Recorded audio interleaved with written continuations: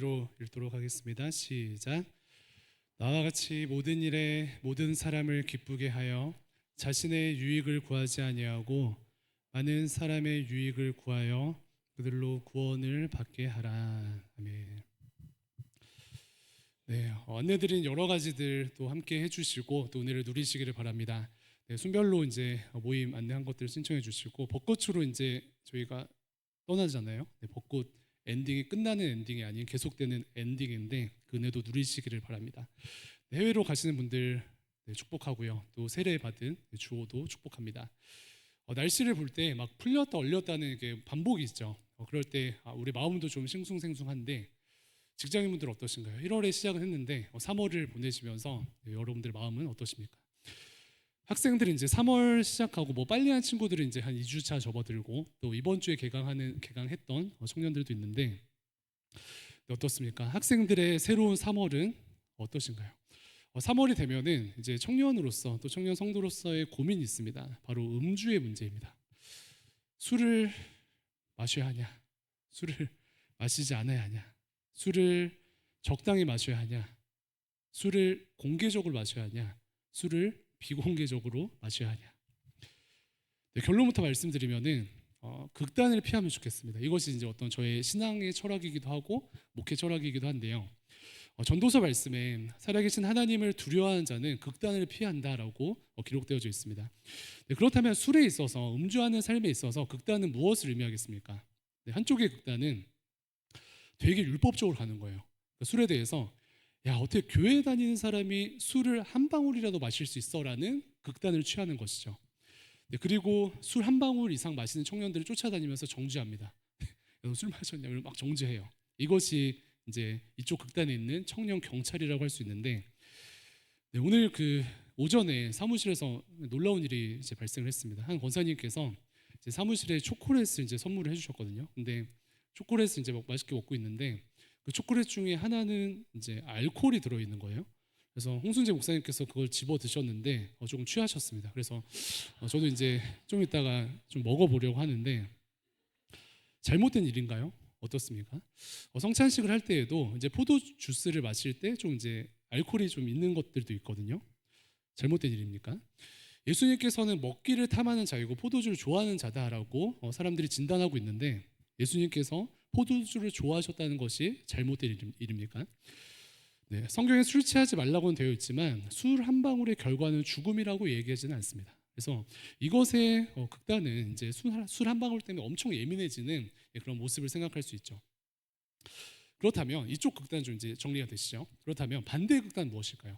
이쪽 극단은 율법적으로 한 방울도 허용하지 않는다 이런 이제 태도인데 반대의 극단은 무엇입니까? 반대 극단은 예수님께서도 포도주를 드셨구나와 성경에는 술 취하지 말라고만 되어져 있구나라고 자기를 위안하며 자신의 주량을 속이며 날마다 술 취함으로 살아갑니다. 얘기해요. 목사님 저 안 취했습니다라고 이야기합니다. 이런 것들을 이제 뭐 사실 술 취하지 말라도 그 뒤에 성령 충만을 받으라가 엄청 핵심인데 그냥 그것만 딱 빼가지고 술 취하지 않는 것으로 문자적으로 해석해서 이것을 방패 삼아서 오히려 무질서하고 방탕한 삶으로 술의 지배를 받으며 살아가는 것이 이쪽에서의 좀 모습이죠. 네, 여러분들은 어느 쪽에 서 계십니까? 네, 지금 두 가지 양극단을 소개해드렸는데 지표를 딱 그려보자면은 여러분들은 어느 쪽에 서 계십니까? 아니 예수님께서는 이 양극단을 소개했을 때 이 양극단을 기뻐하실까요? 이 소개한 양극단을 기뻐하시겠습니까? 모르긴 몰라도 예수님께서 이 두 가지 극단을 기뻐하지는 않으실 것 같아요. 지나친 율법주의 혹은 한 방울 허용하지 않는 것 이것도 좀 기뻐하지 않으실 것 같고 이런 표현이 좀 그렇지만 혹은 그 은혜를 방패 삼아서 막 술 취함을 용인하면서 그것대로 사는 것도 기뻐하지 않으실 것 같아요. 그렇다면 기준을 어떻게 잡는 것이 좋겠습니까? 성경의 사례들을 먼저 좀 살펴보려고 하는데 술을 이제 악하게 진단하지 않는 초점들이 있습니다. 네, 술이 악하지는 않다라고 진단하는 것인데 디모데전서 5장 23절 보면은 이제 사도 바울이 사랑하는 디모데한테 이야기를 할 때 디모데가 좀 몸이 약했거든요. 이제부터는 물만 마시지 말고 위장과 자주 나는 병을 위해서 포도주를 조금씩 쓰라라고 기록하고 있어요. 디모데전서 5장 24절 23절 말씀에 네, 포도주를 통하여서 치료라는 은혜를 누려라. 포도주를 통하여서 치료라는 선순환을 이루어라라는 거지요. 이사야서 말씀에도 이런 말씀이 있습니다. 이사야서 25장 6절 말씀을 보면은 마지막 때의 메시아적 잔치를 표현하실 때에 또 묘사하실 때 예수님께서 하나님께서 이렇게 언급하시는데 만군의 여호와께서 이 산에서 만민을 위하여 기름진 것과 오래 저장하였던 포도주로 연회를 베푸시리니 곧 골수가 가득한 기름진 것과 오래 저장하였던 맑은 포도주로 하실 것이며 라고 말씀하십니다. 어떤 축제 그 과정 가운데 포도주가 사용됐다고 말씀하시는 것이죠. 호세아서 말씀에서도 14장 7절 말씀에 이스라엘의 회복을 말씀하실 때 이렇게 비유를 하십니다. 그 그늘 아래 거주하는 자가 돌아올지라 그들은 곡식같이 풍성할 것이며 포도나무같이 꽃이 필 것이며 그 향기는 레바논의 포도주같이 되리라 라고 말씀합니다. 레바논의 포도주가 굉장히 귀한데 이것을 이제 묘사하시면서 포도주를 회복의 상징으로서 말씀하시는 것이죠. 귀하게 여기시는 것이죠. 그렇다면 반대로 이제 성경에서 이렇게 뭐 술에 대해서 진단을 하시는 이쪽 측면에서의 어떤 말씀들을 봤다면은 반대의 측면의 말씀들은 어떨까요? 성경에서 술을 조심하라라는 말씀은 얼마나 있을까요? 정리를 하다가 이것만 소개하다가 이제 수련회를 할 수 있겠다 싶어요. 술을 이제 조심하라 이런 말씀들이 많은데 조금 해볼까요? 네. 이제 그 구약 때부터 보면은 노아 이제 믿음의 조상 노아는 술 취함으로 수치를 보였습니다. 그리고 롯은 술 취함으로 딸과의 죄를 범하고요. 잠언 말씀에도 23장 29절 30절에 이렇게 기록합니다. 재앙이 누구한테 있느냐, 근심이 누구한테 있느냐, 분쟁이 누구한테 있느냐, 원망이 누구한테 있느냐, 까닭 없는 상처가 누구한테 있느냐, 붉은 눈이 누구한테 있느냐. 술에 잠긴 자에게 이것들이 있고 혼합한 술을 구하러 다니는 자들에게 이것이 있다. 그리고 그 뒤에 31절에 너는 포도주를 보지도 말지어다. 강력하게 말씀하시죠. 또 뒤에 잠언 31장 말씀 보면 이렇게 기록됩니다.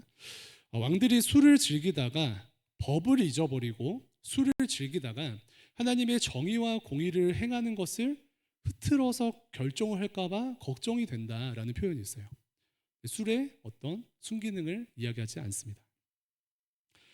이런 말씀들을 좀 보면은 계속 왔다 갔다 하죠. 정신 없으시죠? 멀미나죠. 말씀들을 정리해 보면은 술이라는 것이 먼저는 좀 중립적인 것을 알 수 있습니다. 네, 그래서 술을 통해서 유익을 얻을 수도 있고 술을 통해서 유익이 없을 수도 있습니다. 좀 극단적 어려움이 생길 수도 있어요. 그래서 먼저는 앞에 소개한 극단을 피하면서 조금 더 구체적으로는 이러한 좀 애매한 그 과정들을 볼 때 중립적인 과정들을 볼 때 음주에 있어서 근신하는 마음과 지혜가 필요하다라는 1차적인 결론에 도달하게 되죠. 그렇습니까? 근신과 지혜가 필요하겠구나. 이러한 태도가 요구가 됩니다. 그래서 한 신학자께서 이러한 좀 이렇게 비유를 하셨는데 술에 대해서 굉장히 좀 감동적인 비유를 하셔요. 신자의 음주 여부는 마치 칼을 사용하는 것과 같다라고 말씀하셔요. 칼을 사용하는 것과 같이 중립적인 가치를 둘 수 있다. 그 칼을 어떻게 사용하느냐에 따라서 결과가 이렇게 갈 수도 있고 그 칼을 어떻게 사용하느냐에 따라서 결과가 이렇게 갈 수도 있다. 너무 다르다는 것이죠. 칼로서 비유하면 어떻습니까? 먼저는 칼을 생각할 때 이 칼이 누구의 손에 들려 있느냐가 너무나도 중요합니다. 칼이 의사의 손에 있으면 환자를 계속해서 살립니다. 칼이 요리사의 손에 있으면은 그 칼을 통하여서 맛있는 요리를 계속해서 내므로 손님들의 어떤 안녕을 보장할 수 있습니다. 반면에 칼이 강도의 손에 들려 있으면은 그 칼은 주변을 해치죠. 그런데 한 걸음 더 나아가서 칼이 전문성 있는 의사의 손에 들려 있다 할지라도 수술실에서 겸손하게 사용했던 그 칼을 가지고 혹여나 누군가를 무질서하게 누군가에게 휘두르면서 사용하게 되면은 그것은 죽이는 칼이 되고 파멸케 되는 칼이 된다는 것입니다. 칼이 아무리 전문성 있는 실력 있는 요리사의 손에 들려있다 할지라도 주방에서 겸손하게 사용되어졌던 그 칼을 가지고 혹여나 누군가에게 무질서하게 사용하게 된다면은 그것은 그 요리사가 행해왔던 누군가를 행복하게 하는 칼의 사용이 아닌 누군가를 해치는 칼의 사용으로 결론될 수 있다는 것입니다. 네, 술이 마치 이와 같습니다.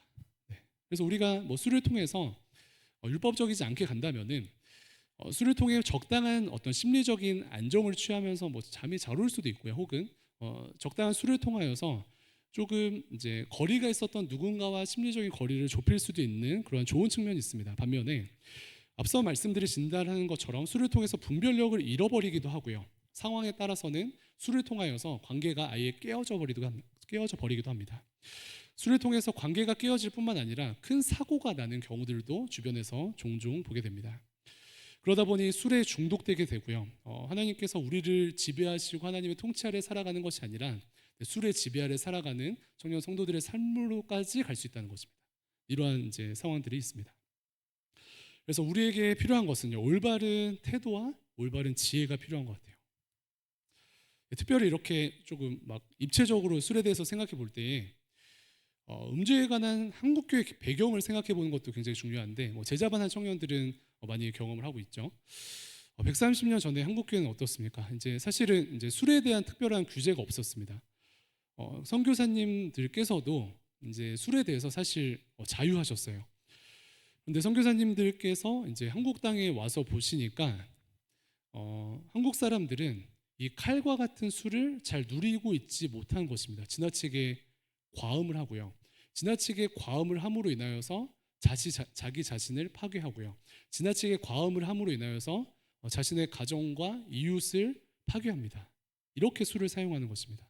이렇게 술에 지배를 받는 것입니다. 그렇기 때문에 선교사님들께서 이런 모습을 보시다가 특단의 조치를 내리셔요. 자유케 하는 또 하나님 은혜가 있긴 한데 한국교회 성도들은 술 마시지 맙시다. 유익이 없네요. 개인적인 유익과 주변의 유익이 없네요. 이런 문화들을 봤을 때 술을 안 마시는 것이 우리한테 좋을 것 같습니다. 이렇게 조치를 합니다. 그런데 반대 측면에서는 이 술을 하나님 안에서 잘 누리지 못하고 무질서의 열매를 가져왔던 한국교회 안에서 어찌 보면 불가피하게 율법적인 틀이 생겨버린 것이죠. 네, 그러한 상황 가운데 어찌 보면은 성경적인 가치보다도 엄격한 잣대와 성경적인 가치보다도 문화가 섞여져 있는 그런 엄격함이 한국교회에 들어왔다고 할 수 있습니다. 그래서 한국교회 안에 술의 위치가 이렇게 되었습니다. 이러한 맥락에서 다시 술이 칼과 같다라는 진단으로 돌아가 봅니다. 한 가지 기준이 생기시죠. 그래서 이러한 기준 가운데 내가 마시는 술이 혹은 마시지 않는 삶의 태도가 나와 주변을 살리는가? 내가 마시는 술이 내가 마시지 않는 삶의 태도가 나와 주변을 죽이는가? 이것을 돌아보아야 합니다. 오늘 이렇게 고린도전서 10장 말씀 함께 읽었는데 고린도 전서를 보면은 고린도 교회를 향한 사도 바울의 어떤 권면이 있습니다. 그런데 이 10장 앞부분을 보면은 이제 뭐 제사 음식이랑 이렇게 어떤 율법적인 거 자유로운 것들을 이야기하기 전에 우상 숭배에 대해서 경계하면서 이야기하거든요. 교인이라면 이방 신전에서 우상 숭배를 하면 절대 안 되고 교인이라면은 이방 신전에서 그 음식을 같이 먹는 제사 음식 만찬에 참여하면 안 됩니다라고 엄청 엄하게 명하고요. 이후에 이제 우상 숭배에 드려진 음식들을 먹는 것에 대해서는 어떻게 할 것인가 그 논쟁을 펼치고 있습니다. 다시금 이방 신전에서 우상 숭배를 하면 안 되고 이방 신전에서 먹는 제사 음식 만찬에는 참여하면 안 됩니다. 그런데 그렇게 쓰임 받았던 음식이 그 모든 어떤 제사 의식이 끝나지고 저스트 음식으로 시장에 나오는 것이거든요. 음식으로 팔리는 거예요. 이해되시죠? 그렇게 될 때에 그것은 하나님께서 우리에게 음식으로 주신 중립적 가치를 가지고 있다. 즉 자유롭게 먹어도 된다라는 그러한 결론입니다. 제사 음식으로 올려졌지만 그것이 만찬으로서 같이 먹지 않거나 혹은 그냥 저스트 음식으로서 시장으로 나왔을 때에는 그것을 하나님께서 우리에게 주신 어떤 선물과 같은 음식으로 먹어도 된다라는 사도 바울의 1차적인 주장입니다.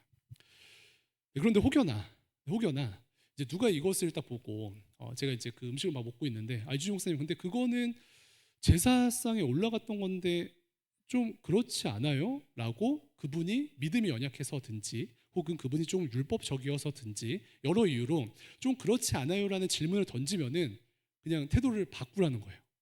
그러네요? 오케이. 안 먹는 게 좋겠네요. 라고 하고 음식을 먹는 것을 이제 멈추는 것이 믿음의 태도라는 것입니다. 그래서 원칙적으로는 문제가 없지만 하나님 앞에서 또 이웃을 생각하는 그러한 큰 시야를 가지고 생각할 때 종합적인 상황 가운데 먹는 것이 더 좋지 않다면은 먹는 것을 포기하는 것이 믿음의 삶의 태도라는 것입니다. 그래서 바울의 결론입니다. 10장 23절과 24절 말씀에 모든 것이 가하나 모든 것이 유익한 것은 아니요 모든 것이 가하나 모든 것이 덕을 세우는 것은 아니니 누구든지 자기 유익을 구하지 말고 남의 유익을 구하라. 그리고 우리가 잘 아는 31절 말씀이죠. 먹든지 마시든지 무엇을 하든지 무엇을 위해 하라? 하나님의 영광을 위해서 하라. 네, 음식을 먹는 것은 중립적인 것이다. 제사상에 올라가는 음식조차도 마찬가지다. 다 가능하다. 그러나 예수 안에서 모든 것이 가능하고 예수 그리스도의 십자가의 은혜 아래서 모든 것이 자유하다 할지라도 이 땅에서는 모든 것이 유익하지 않고 이 땅에서는 모든 것이 다른 사람들에게 덕을 세우는 것은 아니다. 그렇기 때문에 근신하는 마음과 지혜가 필요하다라는 사도 바울의 이야기입니다. 다시금 예수 안에 있는 우리에게는 자유가 임합니다. 그런데 또 한 측면에서는 예수 안에 있는 우리에게는 자유가 제한됩니다. 어렵습니까? 무슨 말이에요? 예수 안에 있는 우리에게 자유가 임하지만 또 다른 측면에서는 자유가 제한돼요. 그 중심에는 무엇이냐면은 예수 안에서 모든 것이 가능한 자유가 있지만 그 자유가 궁극적으로 나에게 유익한가? 그 자유가 궁극적으로 주변 사람들에게 유익한가? 그 자유가 궁극적으로 나를 살리는가? 그 자유가 궁극적으로 다른 사람들을 살리는가? 그것에 따라서 이 자유를 누릴 수도 있고 그것에 따라서 이 자유를 제한할 수도 있습니다.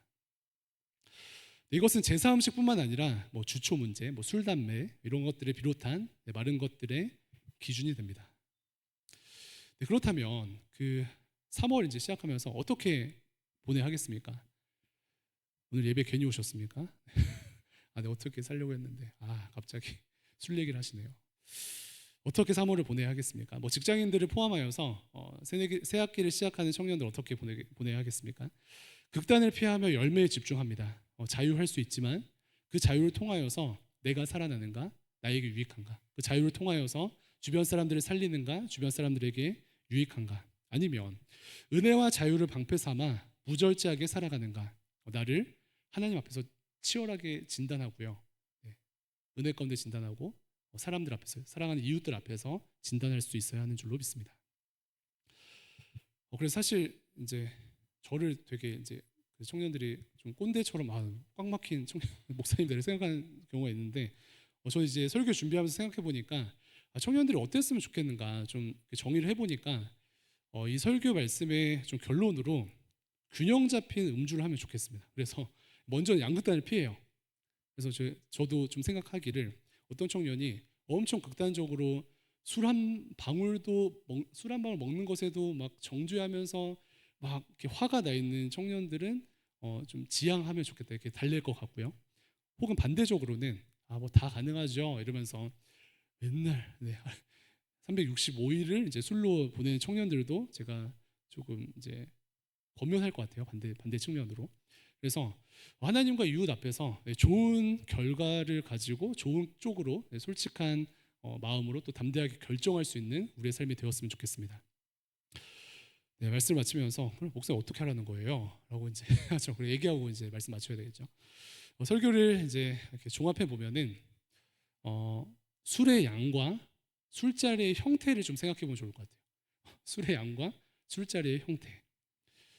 사실 영순이는 이렇게 율법적인 걸 떠나서 저는 이제 저 개인적으로 저 이제 목사로서 청년 때를 보냈다 보니까 초반에는 조금 술을 많이 마셨지만 이제 정신 차리고 나서는 술 마실 시간이 없는 거예요. 이제 막 교회를 위해서 하나님 나라를 위해서 막 학교를 위해서 술 마실 시간이 없이 너무 제정신을 할 일이 너무 많은 거예요. 그래서 그렇게 하다 보니까 하나님께서 은혜를 주셨는데 그런 삶으로 첫 번째는 이제 초청합니다. 그래서 이제 이거 가지고 씨름하면서 막 이렇게 또 반나절 보내면서 술 마시면 술 마셔야 되냐 안 마셔야 되냐 그거 가지고 또 논의하면서 술 마시 이게 아니고 술 마실 시간이 없는 거예요. 하나님 나라를 위해서 살기 때문에 그것이 사실 영순이고 실제적으로 이제 좀 씨름하는 청년들한테 적용을 해보면은 첫 번째 이거 같아요. 과음을 피합니다.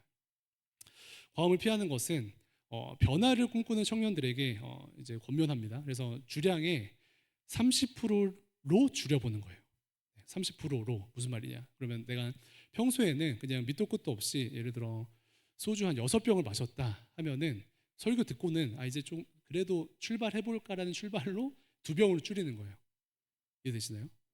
갑자기 주량이 막 18병 돼가지고 이제 저는 갑자기 늘어났으면 하지 않고 이렇게 적용해 보는 것입니다. 두 번째는 자리를 신경 씁니다.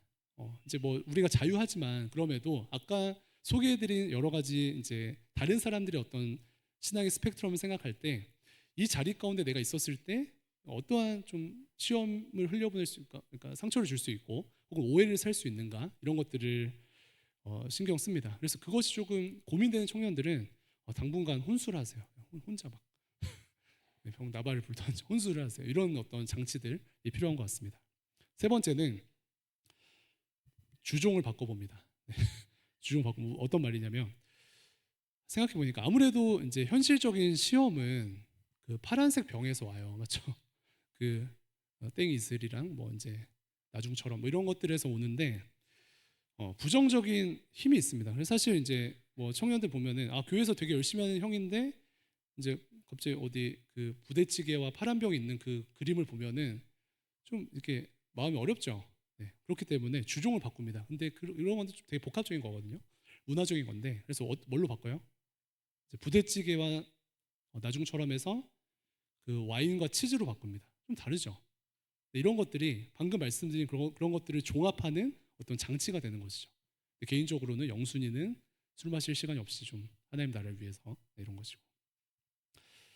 네, 그래서 우리가 이제 좀 이렇게 주변을 살피고 하나님 앞에서 신앙생활하는 그런 맥락에서 이 3월을 시작하는 이 시기 가운데 내가 어떤 모습으로 좀 세상 앞에 또 하나님 앞에 또 지체들 앞에 설 수 있는지 돌아보는 은혜가 있었으면 좋겠습니다. 네, 오늘 결정합니다. 이 술은 중립적인 것인데 자유함과 자유가 제한됨이 공존합니다. 핵심은 술로 인하여서 나와 주변이 진짜 유익한가? 이 술로 인하여서 나와 주변이 진짜 무익한가? 네, 양극단을 피하면서 하나님께서 지금 여러분들에게 요구하시는 가능한 것들을 적용해 보시면 좋겠습니다. 여러 가지 스펙트럼 드렸죠. 그 가운데 적용하셔서 하나님께서 치우치지 않는, 율법적이지 않고 방종적이지 않는 하나님께서 기뻐하시는 균형 잡힌 크리스천으로서의 삶을 살아가는 여러분들을 통해 하나님 은혜를 흘려주시고 주의 나라를 이루실 줄로 믿습니다. 옆에 있는 분들 3분 이상 인사하시겠습니다. 멋진 청년 성도 됩시다. 시작. 멋진 청년 성도 됩시다. 여기 있습니다. 하나님 감사합니다. 이 시간 저희들 하나님 안에서 아버지 살아가며 또 하나님 안에서 신앙생활 할 수 있도록 은혜 주심에 감사를 드립니다. 실제적인 삶의 모든 영역들 가운데 하나님의 주인 되심을 고백합니다. 하나님 특별히 술과 관련하여서 또 하나님께서 기뻐하시는 삶의 모습으로 결정합니다. 우리에게 또 주변에게 유익을 끼치는 방향으로 우리의 삶을 디자인할 수 있도록 담대함을 주시고 결단할 것들을 결단할 수 있는 은혜를 허락하여 주시옵소서. 그를 통하여서 하나님 캠퍼스를 변화시키시고 직장 가운데 아름다운 하나님 나라를 이루어 주시옵소서. 감사드리며 살아계신 예수님의 이름으로 기도합니다. 아멘.